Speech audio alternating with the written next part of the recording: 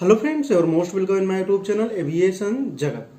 तो दोस्तों आज हम बात करने वाले हैं इंडियन एविएशन के बारे में कि कोविड का कितना ज़्यादा इफेक्ट पड़ा है भारत के एविएशन के सेक्टर पर, कितना ज़्यादा इफेक्ट एयरलाइंस पर पड़ा है, कितना ज़्यादा लॉस में है वो, और इस पर भी हम बात करने वाले हैं कि जॉब एम्प्लॉयमेंट पर भी कितना ज़्यादा इफेक्ट हुआ है। अभी आप पूरी सारी चीज़ें रिपोर्ट के अनुसार देखिएगा और आपको वीडियो के अंत तक सब चीज़ें समझ में आ जाएगा। मैं पहले बता दूं कि इस वीडियो का बनाने का मेरे उद्देश्य बिल्कुल नहीं कि मैं किसी को डिमोटिवेट करूं, बस मेरा यही मतलब है कि आप जाने सच्चाई क्या है इस टाइम एविएशन की, एविएशन असलियत में कहां पर है, इस टाइम कहां पर वो है। क्योंकि अगर आप अपना 2-3 साल नेक्स्ट का करियर एविएशन में सोच रहे हैं तो आप कितना सही सोच रहे हैं, कितना गलत सोच रहे हैं, आपको सारी चीज़ें मैं बताने की कोशिश करूंगा। तो वीडियो को स्टार्ट करता हूं, लेकिन स्टार्ट करने से पहले चैनल पर नए हो तो प्लीज सब्सक्राइब करो, सपोर्ट करो। जब इंडिया में कोविड की फर्स्ट वेव आई थी मार्च में, तो उस टाइम 23 मार्च से जो है जितने भी इंटरनेशनल फ्लाइट थी सब कैंसिल कर दी गई थी और 25 मार्च को सारी डोमेस्टिक फ्लाइट जो है इंडिया की कैंसिल कर दी गई थी। फर्स्ट वेव के कारण जो है, जब फर्स्ट वेव आया था कोविड का, तो मार्च के अप्रैल से लेकर के अक्टूबर तक इंडियन एविएशन को नियरली 12,500 करोड़ का जो है नुकसान हुआ था। अब जो है प्रेजेंट टाइम में वो जो है नुकसान जो है पहुंच गया है 21,000 करोड़ तक। फर्स्ट वेव के कारण 12,500 करोड़ था। और जितने भी एविएशन के विशेषज्ञ हैं वो ये बता रहे हैं, जितनी भी रिपोर्ट्स हैं सिविल एविएशन के, वो ये बता रहे हैं कि 2022 के अंत तक जो है एविएशन नियरली 50,000 करोड़ के नुकसान में होगा। इंडियन एविएशन जो है 50,000 करोड़ मतलब 50,000 करोड़, कितना ज्यादा है आप समझ सकते हैं। और इसको फॉरेन से मतलब कि बाहर से कहीं से भी या फिर किसी भी संस्था के द्वारा नियरली 35,000 करोड़ रुपए का पे देना होगा, मतलब इंडियन एविएशन को, नहीं तो इंडियन एविएशन इस नुकसान से उबर नहीं पाएगी। उसके लिए इतना ज्यादा मुश्किल हो जाएगा जो सेकेंड वेव आ गई है इस कारण से। कोविड-19 के फर्स्ट वेव जो आई थी उसमें जो है मई से लेकर के अक्टूबर तक, क्योंकि उधर तो मान लो 2 महीने पूरी तरीके से फ्लाइट तो बंद हो गई थी, जब शुरू हुई मई से अक्टूबर तक जो है 1.6 करोड़ लोग जो है ट्रेवल किए थे, लगभग 1.6 करोड़।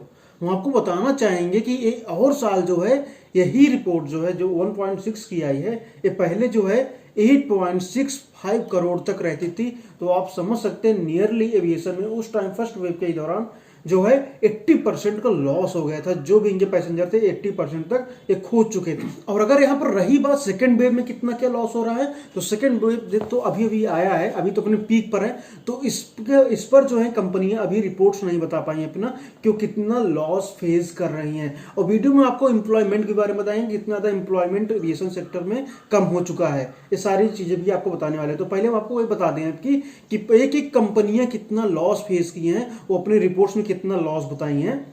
तो पहले यहाँ पर बात करेंगे शेड्यूल एयरलाइंस के बारे में। नॉन शेड्यूल उतना ज़्यादा लॉस नहीं फेस किए, इसलिए हम उसके बारे में नहीं बात करने वाले हैं।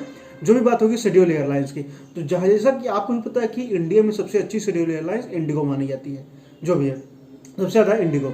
तो इंडिगो को जो लॉस हुआ है वो हुआ है 4,078 करोड़ का, सिर्फ इंडिगो को लॉस हुआ है। वहीं स्पाइस जेट को लॉस हुआ है 712 करोड़, मतलब 712 करोड़ का स्पाइस जेट को लॉस हुआ है। और वहीं इंडिगो को हुआ है 4,078 करोड़ का लॉस जो इंडिगो को हुआ है। अब बात करें एयर इंडिया तो आप जानते हैं कि हमेशा ही ये कंपनी लॉस में रहती है, लेकिन जो लास्ट एक साल में जो इसने लॉस देखा है सेकेंड वेव के पहले तक, वो 10,000 करोड़ का इसने लॉस फेस किया है एयर इंडिया ने। अब वहीं पर हम बात करेंगे एयर एशिया के बारे में और विस्तारा के बारे में कि ये कंपनी कितना लॉस अपने बता रही हैं। विस्तारा ने 1,814 करोड़ का जो है लॉस बताया है, और वहीं पर एयर एशिया ने 332 करोड़, मतलब कि 332 करोड़ का लॉस बताया है। हम आपको बता दें एयर एशिया का आपको लग रहा होगा कि लॉस कम है, तो ये जो है अप्रैल से जून तक का लॉस था 332 करोड़।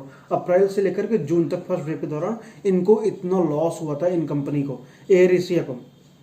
तो आप अब अच्छे समझ सकते हैं कि क्या सिचुएशन है, क्या असलियत है इंडियन एविएशन का प्रेजेंट टाइम में। मैं शेड्यूल की बात कर रहा हूँ, नॉन शेड्यूल नहीं। नॉन शेड्यूल पे इतना ज़्यादा इफेक्ट नहीं पड़ा, लेकिन शेड्यूल तो बहुत ज़्यादा इफेक्ट पड़ा है। और आने वाले टाइम में जो है 2022-23 तक इनको लगभग इंडियन एविएशन को 35 से 37 करोड़ तक की फंडिंग की जरूरत पड़ेगी।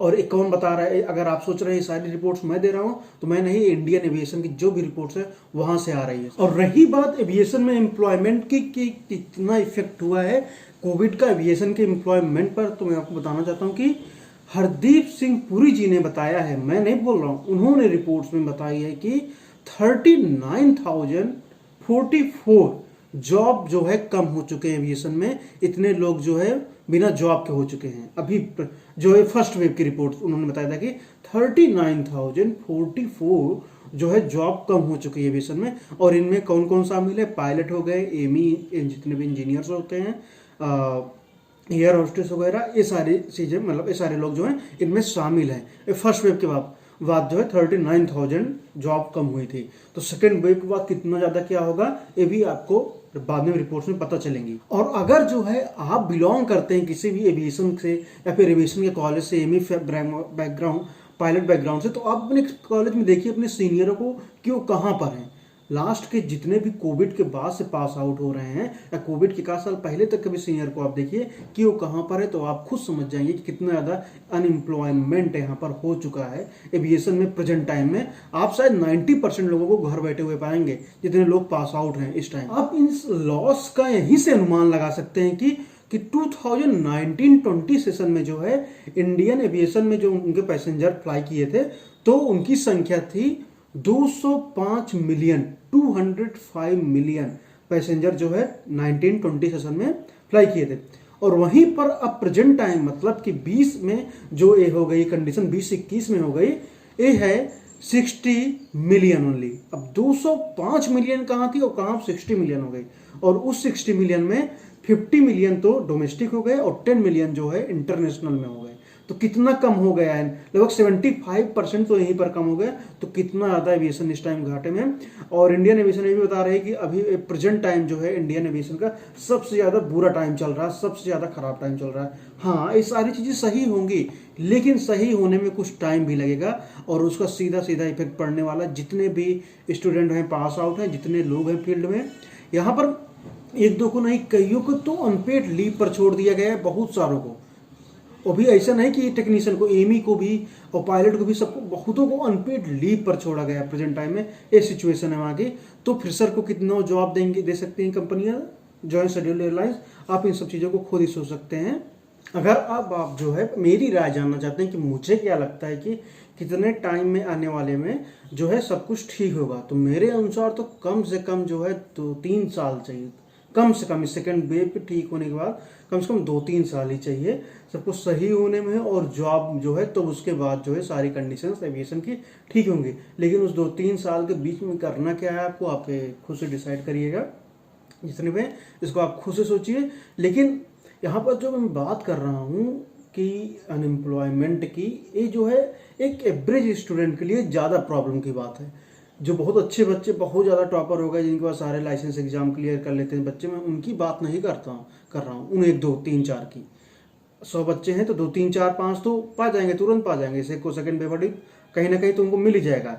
लेकिन जो औसतन बच्चों की बात है, 90% की बात जहाँ पर है, तो मेरे अनुसार उनको तो मिलने में लगभग 2-3 साल का टाइम लग जाएगा। बाकी मिल जाए तो बहुत बढ़िया बात है, जितनी जल्दी हो जाए बहुत ही अच्छी बात है। लेकिन जितने जो डेटा यहाँ पर दिख रहे हैं एविएशन के, इसके अनुसार तो नहीं लगता कि कुछ होने वाला है अभी फिलहाल। नॉन शेड्यूल में भी हो जाए तो ठीक ही है, बल्कि शेड्यूल में जो ये सारी एयरलाइंस इतना ज़्यादा लॉस फेस कर रही हैं, उसके बाद अपने एम्प्लॉय को, जितने इनके यहाँ एम्प्लॉय हैं उनको बाहर निकाल दे रही हैं, तो एक फ्रेशर को क्या लेंगे ये, तो आप इन सबको आप खुद सोच सकते हैं इन सब चीज़ों को। तो मेरा काम था बस आपको रियलिटी बताना एविएशन की, कहाँ पर है एविएशन, अब कहाँ से कहाँ पर पहुँच चुका है एविएशन। और आई होप आपको पता चल गया होगा। और अगर आप ज़्यादा जानना चाहते होंगे तो एक बार आप खुद भी जो है जा करके सर्च करके देखिएगा सारी चीज़ों को, आप खुद भी समझ जाएंगे कि क्या असलियत चल रही है प्रेजेंट टाइम की एविएशन की। जो 4-5% बच्चे हो गए, इनको तो मिल ही जाएगा कहीं ना कहीं, जिनके सोर्स हो गया, जैक इनका कुछ भी हो गया, या फिर इनको अच्छे खासे मॉड्यूल्स हों।